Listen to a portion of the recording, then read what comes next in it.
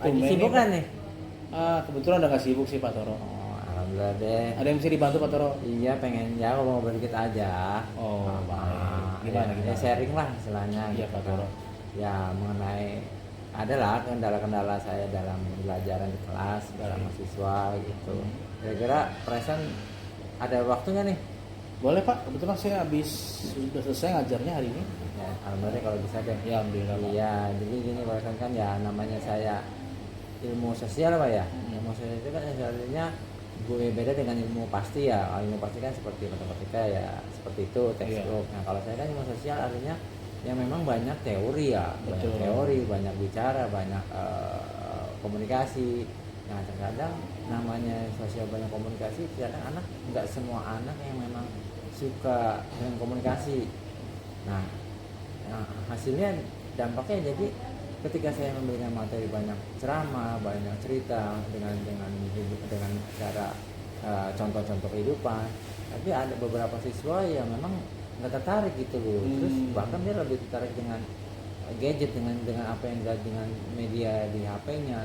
Kira-kira bagaimana ya menurut Pak untuk saya menggerakkan siswa yang memang untuk aktif lah minimal di kelas ketika saya memberikan materi, dan bahkan memang sebagian siswa ada yang tertarik tuh dengan banyak cerita pengalaman kehidupan nyata. Menurut Pak Hasan bagaimana ya caranya? Baik. Kira-kira Pak? Ya, terima kasih Pak Toro sudah mau sharing dengan saya. Ya, Sebelumnya saya mau tanya dulu nih, dari kejadian ini kira-kira kompetensi apa yang Pak Toro harapkan supaya kedepannya Pak Toro mengalami progres atau perkembangan melalui masalah ini? Kira-kira kompetensi apa yang Bapak ya kompetensi dari siswa ya saya ingin harapkan siswa itu lebih aktif, artinya lebih aktif ya? dengan saya memberikan banyak-banyak contoh dalam kehidupan, mereka pasti punya pengalaman hidup juga dong ya kan. Artinya saya yang penting siswa tuh mau ngomong dulu deh, komunikasi dulu, itu yang saya suka. Tapi kalau siswanya juga merasa malas, tidur dan acem ya, jadi bagaimana gitu. Karena itu makanya yang jadi tantangan saya seperti itu Pak.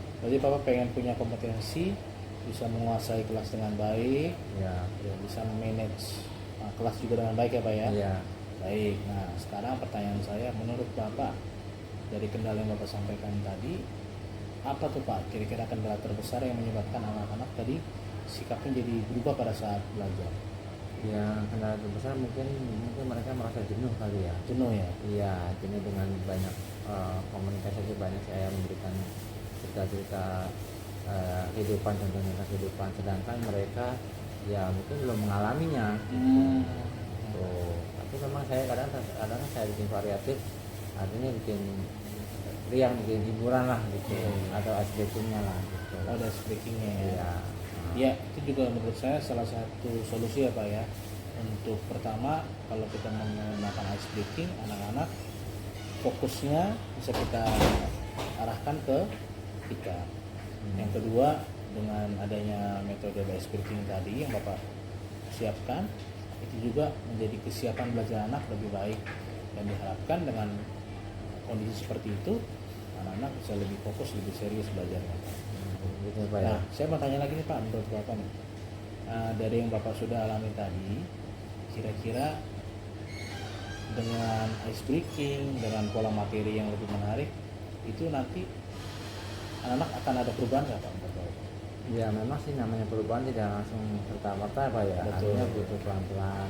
Saya paling tidak yang siswa yang nggak aktif itu minimal separuhnya di kelas sudah aktif lah gitu kan, dengan pola-pola tadi bercerita, mengajak sisi temannya berbagi pengalaman hidup gitu. Itu mungkin sebagian bisa sih merubah sedikit-sedikit gitu. Jadi memang pasti butuh waktu gitu, nggak bisa sekaligus.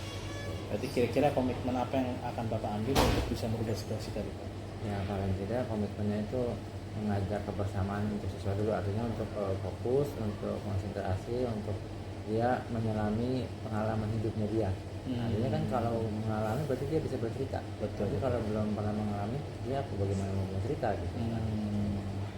Bagaimana Pak menurut Bapak sekarang setelah Bapak sharing dengan saya, apa yang Bapak rasakan Pak? Ya alhamdulillah sih ada pencerahan ya Pak. Ada perubahan, ada sedikit inovasi dari masukan Pak Reson yang bisa membuat saya untuk berkreasi lagi. Betul.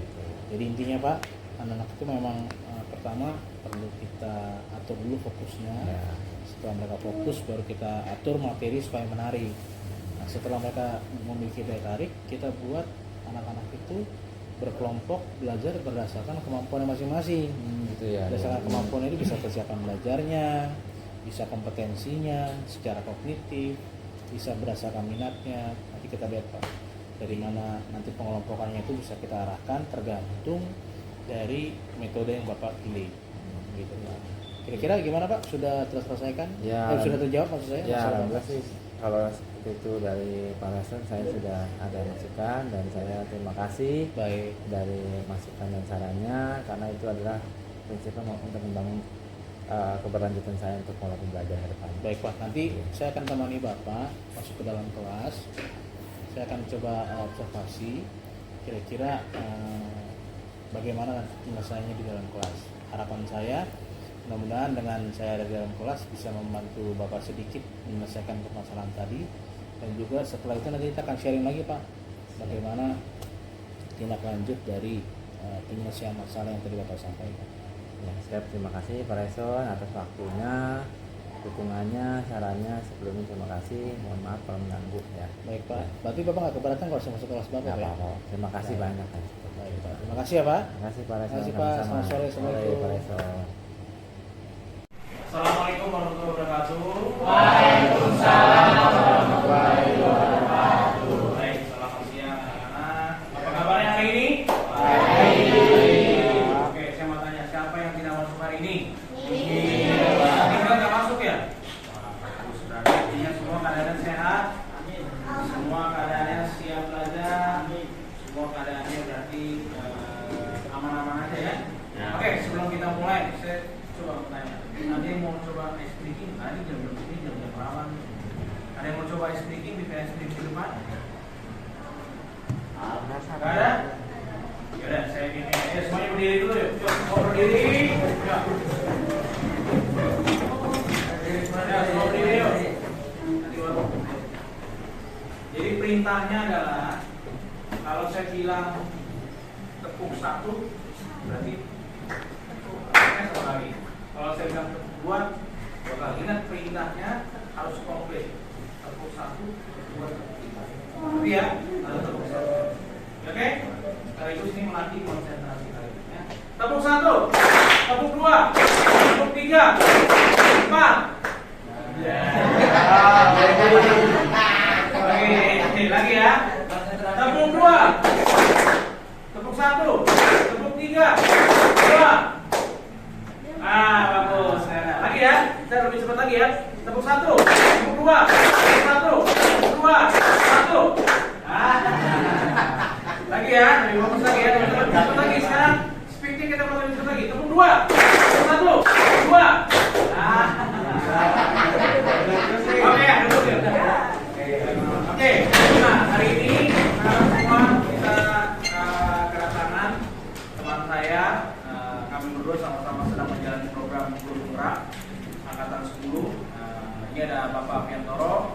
Nanti Pak Piantoro akan sedikit memberi pembukaan ya sebelum kita memulai proses pembelajaran. Pak Piantoro, saya silakan. Ya, selamat siang semuanya. Ingat Bapak enggak? Bapak juga kayaknya sekarang nggak ada kalian lagi ya. Iya. Bapak ada berapa kalian? 10. Ya, 10. Sekarang kita sudah kelas 10 juga. Bapak nggak mengajak kelas 12 jadi Bapak bisa. Alhamdulillah Bapak juga masuk ke yang 4. Ya, berkaitan dengan tadi Pak Arif mengatakan memang Bapak bersama Pak Reson waktu dengan kelas 10 masih itu. Dan di sini kita saling mengoreksi, saling menilai. Begitu juga Bapak akan menilai kalian. Karena kita sesama sejawat, begitu juga kalian. Kalian sama juga saling menilai. Nah, hari ini kita udah selesai membaca cerita. Kita akan dengar salah satu teman kamu, ada Ale di sini mau bercerita di depan. Semuanya siap mendengarkan? Iya. Oke, kasih tepuk tangan buat Ale.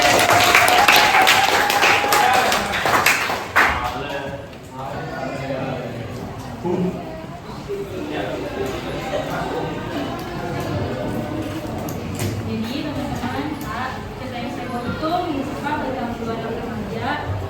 cewek cowok mereka tuh cuma dekat kayak bisa dibilang sahabat gitu lah.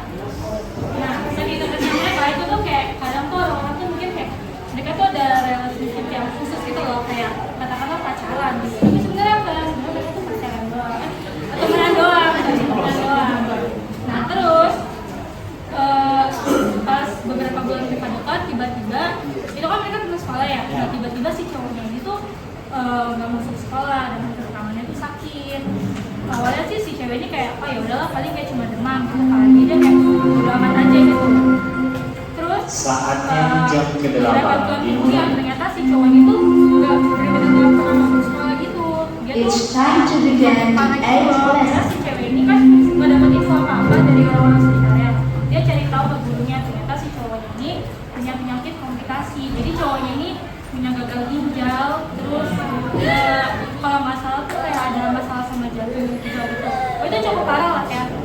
Terus kayak si cewek ini tuh kira kayak lumayan worry gitu kan, kayak dia tuh kenapa bisa sampai kayak gini gitu. Tapi kayak kira si cewek ini nggak ambil pusing lah, dia kayak berharap aja semoga si cowok ini cepat sembuh gitu.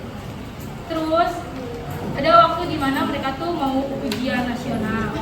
Nah si cewek ini tuh kayak berharap banget kalau di hari ujian nasional ini si cowok ini bakal datang gitu kan. Ternyata benar, H-1 sebelum ujian nasional cowoknya ini masuk sekolah dan cowoknya itu kayak happy banget gitu, bener-bener nggak kelihatan kalau dia tuh sakit, bener-bener kayak ngelepas beban sakitnya gitu. Happy banget si cowoknya ini masuk sekolah, dia main sama teman-temannya. Tapi sayangnya si cowoknya ini tuh nggak interaksi apapun sama si cewek ini. Cewek ini tuh kayak overthinking kan, kayak kenapa ya dia tiba-tiba kayak ngejauh kayak gitu. Cuma kayak dia nggak ambil pusing, mungkin kayak menurut dia tuh mungkin emang si cowok itu pengen kepan aja sama teman-temannya kan.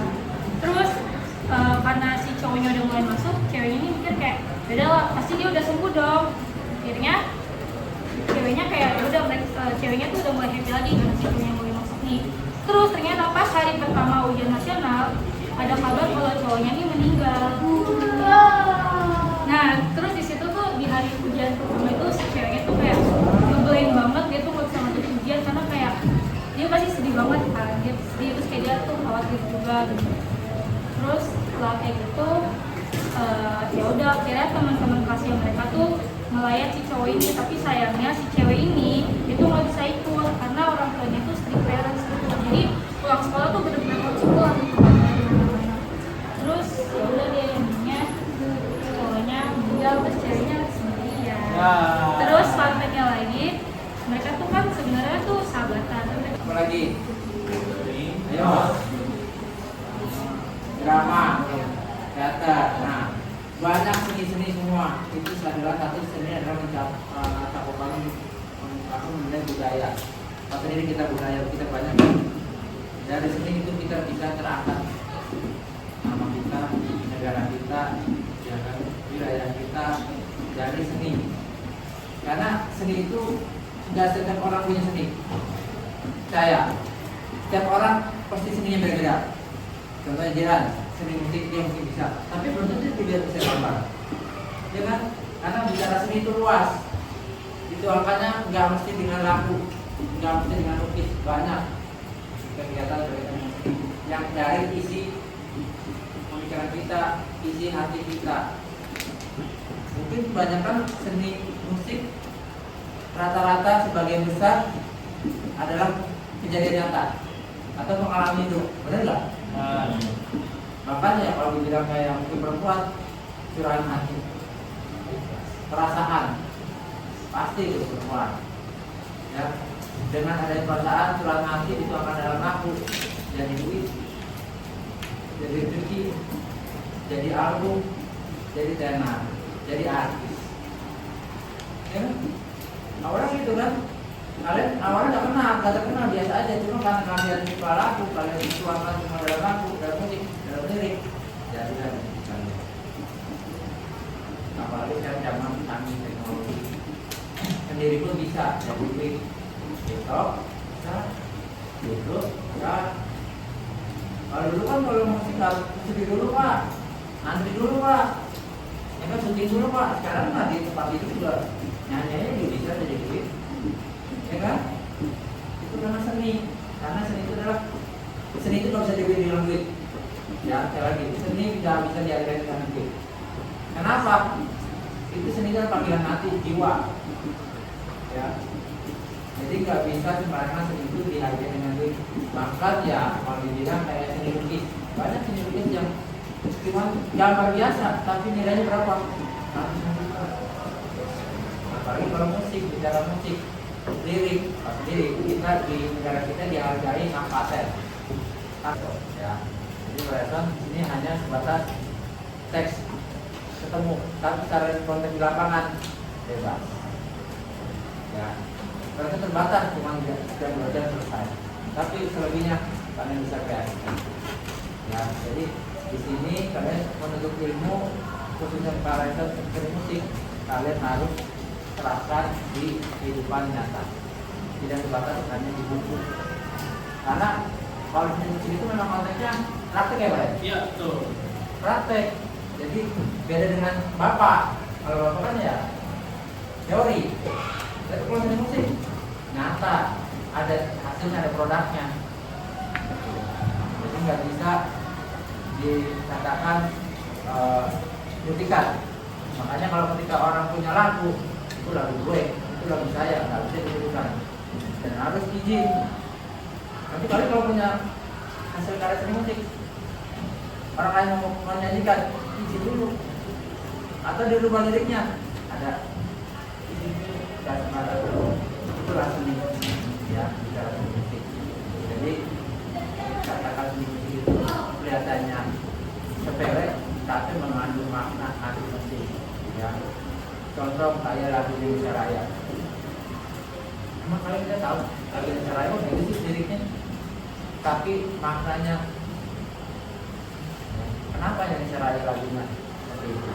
Kenapa lagu-lagu lain seperti itu? Itu ada artinya. Jadi kalian mau bikin lirik, pasti kalian tahu artinya apa. Nggak sembarangan bikin. Karena sebuah lirik lagu dari seni musik itu cuma kata-kata beberapa baris, tapi maknanya dalam, maknanya besar. Apalagi lirik musik kebangsaan itu sangat dihormati. Dimanapun kita berada, bicara lagu musik kebangsaan, orang semua akan hormat. Siapapun dia, laki maki menjadi warga negaranya. Kalian mau di luar negeri dimanapun, ketika dengar lagu Indonesia Raya, apa yang kalian kalian mendengarkan? Minimal itu dulu. Dan itu yang menciptakan siapa? Siapa? Indonesia Raya siapa yang menciptakan? PR. Apa singkatnya PR? Bagi Program Supratman. Mungkin kita nggak pernah tahu nih. Mungkin sekarang nanti kalian punya lagu, nanti 30 tahun, 40 tahun mendatang, ya jadi lagu kalian akan dikenal. Ya, jadi lagu itu, seni musik itu tidak akan dimakan waktu. Contohnya lagu-lagu klasik yang sekarang dulu, ya kan? Sampai nanti entah kapan musik akan terus terulang. Ya, jadi sekali lagi di sini bicara seni musik bersama Pak Rayton, direkturnya bersama Bapak, bersama Pembangunan Sosial, itu saling terkait. Meskipun beda bidang, seni dan sosial, tapi sosial pun membutuhkan seni. Begitu juga seni membutuhkan sosial. Yang ini gimana Pak? Kamu punya seni tapi tidak bersosialisasi. Sebaliknya, kamu bisa bersosialisasi tapi yang lebih seni. Ya, jadi lirik itu butuh seni. Ya, seni apapun bebas. Yang penting, apalagi khususnya dalam seni musik. Di sini kalau bertanya, siapa yang nggak seni musik? Atau ada yang nggak bisa nyanyi? Bisa nyanyi? Ada sih. Minimal nyanyi sendiri lah, ya kan? Nyanyi sendiri, apalagi kalau kalian mungkin sambil mandi nyanyi. Bisa gitu tuh. Siapa yang pernah sambil mandi sambil nyanyi? Ayo jujur. Nah tuh banyak kan orang aku kira. Justru biasanya nih, karena bapak sendiri ngalamin. Bahkan ketika kita mandi itu sambil nyanyi itu bahkan menjadi ide kadang-kadang. Benar nggak? Rasa nggak? Ketika kita sedang ngelamun, nanti kita lagi kegiatan tapi sambil nyanyi, oh iya, ini ide yang kreatif nih, ada gagasan buat menciptakan lagu lirik. Terkadang sepele tapi itu akan ada konteksnya seperti itu ya. Makanya bicara seni musik, bicara hati seni ya. Makanya setiap orang dapat punya seni, tidak hanya sebatas psikologis atau bicara akademis, tapi seni pun dibutuhkan.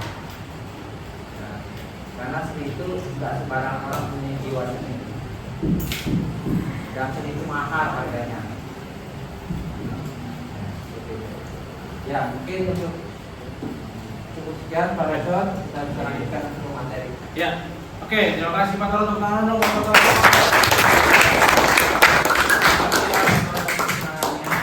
Yaitu sedikit stimulus untuk apa? Untuk menumbuhkan rasa cinta atau rasa ketertarikan kalian terhadap seni. Ya, seperti Pak Toro bilang tadi ya, seni memang dalam kehidupan kita sehari-hari kita berkesenian kan? Seni apa aja? Misalnya kamu ngobrol sama orang, itu seni apa? Seni bicara. Nanti kamu ketemu di taman ada yang indah, seni estetika. Kamu dengar di suatu tempat ada yang nyanyi, seni musik. Nanti lihat ada gambar-gambar yang bagus di pinggir jalan, seni rupa. Ya. Kalau dalam kehidupan sehari-hari yang banyak dramanya, seni. Tapi di sini hidupnya banyak drama. Gak ada. Oh, banyak drama. Ya oke. Nih, saya lanjut ya. Jadi memang tadi kita dapat penguatan dari Pak Toro. Untuk apa? Untuk menumbuhkan rasa minat terhadap pelajaran seni. Berarti seni itu luas ya. Bisa membuat kita dalam kehidupan sehari-hari lebih enjoy, lebih nikmati. Nah, sekarang saya mau bahas lebih detail, yaitu tentang bagaimana membuat karya seni.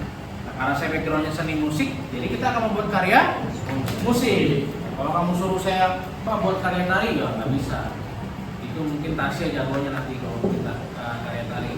Kalau suruh bikin karya seni musik, saya bisa. Kalau misalnya yang lain-lain, saya backgroundnya bukan di situ. Nah, sebelum kita bicara membuat karya seni musik, saya coba mau tanya sama kamu. Di kelas ini, ada nggak yang pernah iseng-iseng bikin lagu? Nah, kita punya satu orang teman yang sudah cukup berprestasi dalam bidang membuat lagu. Coba ada yang mau diteruskan? Kita dulu ya, Adel ini salah satu siswi ya, yang udah 2 kali berprestasi berturut-turut di bidang penciptaan lagu. Bahkan kemarin baru dapat bantuan beasiswa dari Pelindo, ya kan, karena berprestasi di bidang seni. 2 kali berturut-turut ya. Tahun pertama juara berapa ya? Di Utara? Juara 2, tahun kedua juara? Ya. Jadi intinya berturut-turut ada yang juara. Coba saya mau tanya sama Adel, experience-nya coba di-sharing ke teman-teman. Menurut kamu membuat lagu itu kayak gimana sih?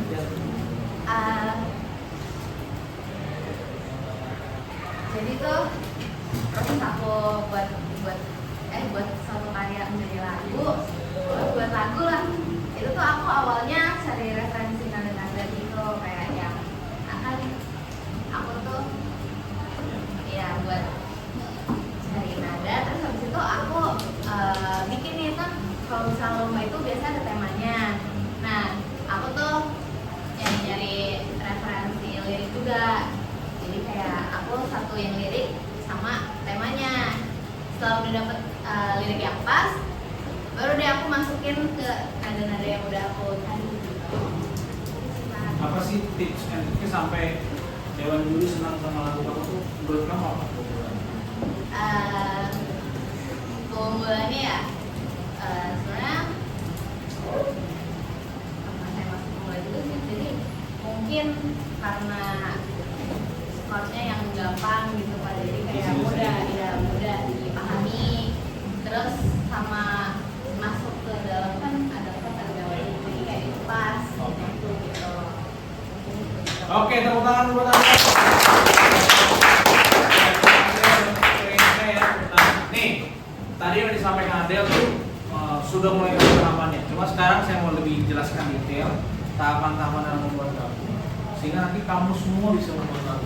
Kalau misalnya Pak, saya nggak bisa nyanyi Pak, ngomong aja males, apalagi nyanyi. Ya, kayak tadi Tasya bilang saya nggak bisa nyanyi Pak, atau Kamu bisa belajar nyanyi dengan seorang penyanyi sekali. Nah, nanti bisa belajar. Nah, nih dengar ini contohnya nih. Jadi dalam membuat lagu, pasti yang pertama itu setiap lagu ada cerita. Tidak ada lagu yang tidak ada cerita. Karena pada dasarnya membuat lagu itu adalah menyampaikan sebuah cerita dengan nada. Jadi pertama Pak, poin pertama untuk membuat lagu harus ada cerita. Cerita ini menjadi dasar kita untuk membuat sebuah lagu. Dari cerita nanti difilter menjadi sebuah lirik. Tadi Adel bilang temanya apa ya? Nah, temanya itu dapat dari cerita ini. Karena ada lomba, jadi temanya ditentukan sama panitia. Tapi ini beda. Temanya nanti siapa? Kalian sendiri. Setelah jadi lirik, baru nanti kita pelajari cara membuat lagu. Nah, kenapa saya minta itu ceritanya berdasarkan atau based on true story, pengalaman yang kamu alami, supaya ini menjadi suatu kenang-kenangan buat kamu. Semasa SMA kamu punya sebuah karya. Nanti 5 tahun lagi, 10 tahun lagi, flashback kita lihat gila. Saya pernah ya dulu bikin lagu ya. Padahal aku nggak bisa nyanyi loh. Cerita saya bilang tadi. Nanti bisa bikin lagu. Halo Pak Toro. Ya, Pak Reso. Selamat sore Pak. Sore, Pak Apa Reso. kabar Pak? Alhamdulillah baik. Alhamdulillah baik Pak ya. Pak, saya mau menindaklanjuti kemarin setelah saya observasi di kelas Bapak. Perasaan Bapak bagaimana Pak setelah saya observasi? Ya, apa yang saya rasakan, alhamdulillah Pak, berkat Bapak hadir di kelas saya observasi, saya merasa terbuka, merasa tercerahkan dengan masukan saran Bapak. Saya memiliki ide-ide baru dalam pembelajaran siswa untuk kedepannya.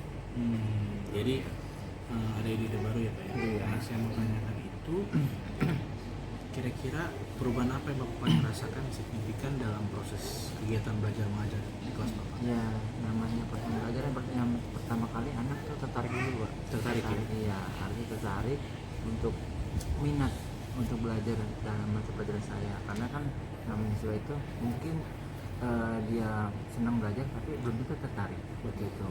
Makanya pertama kali tumbuhkan rasa tertarik dulu biar siswa itu lebih minat, tergairah untuk belajarnya di kelas.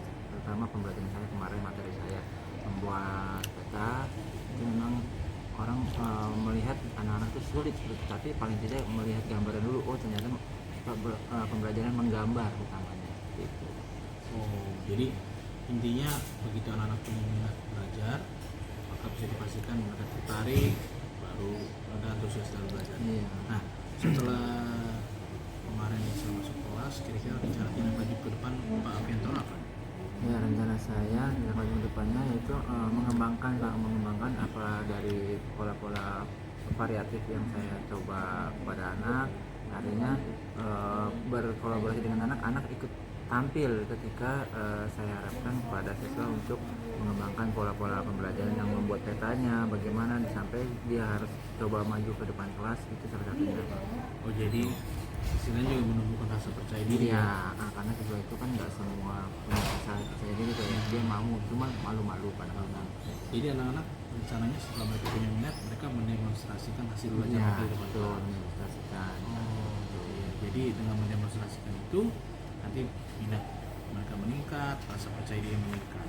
Berarti nanti akan ada produk yang mereka hasilkan ya Pak? Iya, Itu ya. alhamdulillah insya Allah ada, karena dengan adanya dia minat, dia mencoba percaya diri, demonstrasi, ya pada hasil akhirnya dia akan mempunyai produk. Artinya produk mempunyai hasil berupa gambar, peta yang dia kembangkan dengan ide kreatif dia, dengan pola-pola dia sendiri siswa, jadi terbentuk, oh ternyata siswa ini ada jiwa seni untuk menggambar, ada jiwa kreatifnya untuk membuat pola-pola dan